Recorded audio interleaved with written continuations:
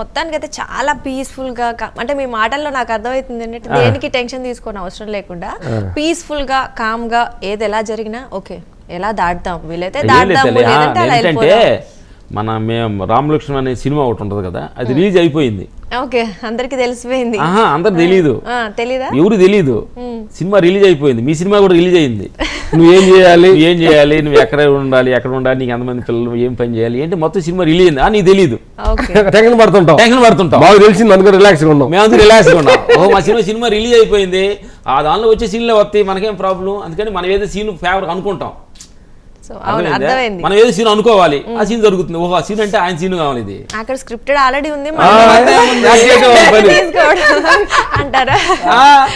ఎప్పుడు వెళ్ళిపోవాలి, ఎప్పుడు ఎక్కడ మాట్లాడాలి, ఎక్కడ ఉన్నా, ఎన్నాళ్ళు ఉండాలి, ఎంతమంది పిల్లలు, వాళ్ళు వలన వీళ్ళు వలన ఏం ప్రాబ్లం రావాలి, మొత్తం సీన్ అయ్యి వచ్చేసింది అనమాట. ఓహో, ప్రవాహం వెళ్ళిపోయిన నదిలో వాటర్ ఎలా అయితే ప్రవాహంతో పాటు వెళ్ళిపోతుంటే మనం కూడా అలాగే అది మన గురువుల దగ్గర నేర్చుకున్నది. ఇన్నర్ ట్రావెల్ వెళ్ళినాక అర్థమైంది అనమాట. ఆ సీన్ ఓపెన్ అయిపోయింది. టెన్షన్ ఎందుకు పడాలి, ఏం రావు అంటే ఒక్కటే మనకు తెలియదు, రేపు ఏం సీన్ జరగబోని తెలియదు. ఏం జరిగినా పర్లేదు అంటే చాలా వెరీ హ్యాపీ. డెఫినెట్లీ. అంటే ఇంకో విషయం ఏంటంటే మనం ఎంతసేపు పేరు ప్రఖ్యాతలు అంటే అందరిలో గుర్తింపు ఇవి కోరుకుంటాం కానీ అసలు ప్రశాంతమైన జీవితం అనేది మిస్ అవుతున్నాం కదా. సో ఇలాంటి థాట్స్ ఉంటే మేము కూడా ఒకప్పుడు కాలుతుంటే ఎట్లా వాత పెడతామంటే ఎన్ని మానుకునే భయం కూడా వచ్చింది. పేరు పోద్దాము, డబ్బులు చచ్చిపోతే ఎవరు తింటారు, భయం కూడా ఇచ్చేది. డబ్బులు పేరు ఉంటే ధైర్యంగా ఉండాలి, భయం ఎందుకు వస్తుంది? భయం లేని ఏముంది, ఏది తెలుసుకుంటే తెలుసుకోవాలని అవసరం లేదో దాన్ని తెలుసుకోవడానికి ప్రయత్నిస్తున్నాం.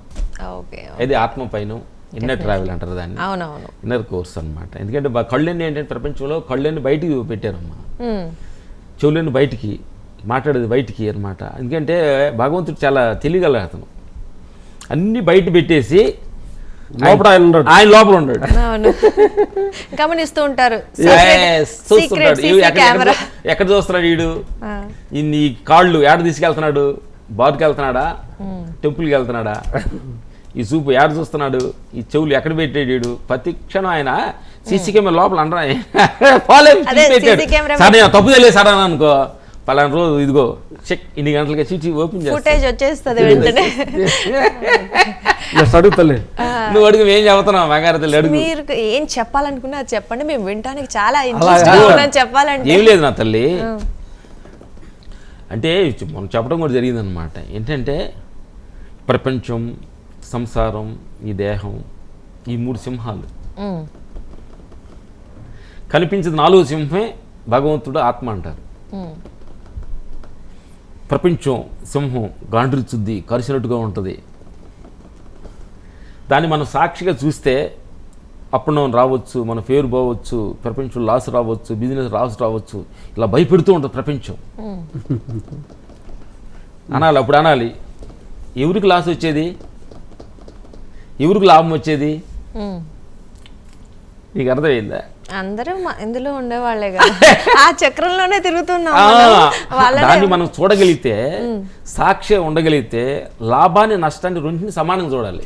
యాక్చువల్ ఏంటంటే తల్లి, మౌంటైన్లో నీళ్లు ఒక చూసారు మీరు, కింద నుంచి పైకి వెళ్ళి పడుతూ మళ్ళీ కిందకి వచ్చి అయ్యే సర్కిల్ అవుతుంటాయి. అందుకని లాస్ ఒక లాభం, ఒక దగ్గర లాస్ ఒక లాభం తిరుగుతుంది.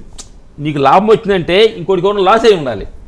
డెఫినెట్లీ, అవును, కొంతవరకు లాభం వస్తే నువ్వు లాస్ అయ్యి ఉండాలి. కాబట్టి మొత్తం ఈ సర్కిలే రౌండ్ స్టేషన్ తిరుగుతుంది. అందుకని అప్పుడు ఈ రెండు ఇవన్నీ తెలుసుకున్న తర్వాత లాభ నష్టాల మీద హ్యాపీగా ఉన్నాం.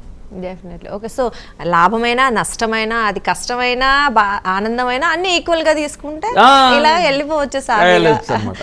అందుకని మేము ఈ ధ్యానం, మెడిటేషన్స్ చేస్తూ ఉన్నాం అనమాట. దీన్ని కూడా నువ్వు కూడా ధ్యానం చేసేయాలి.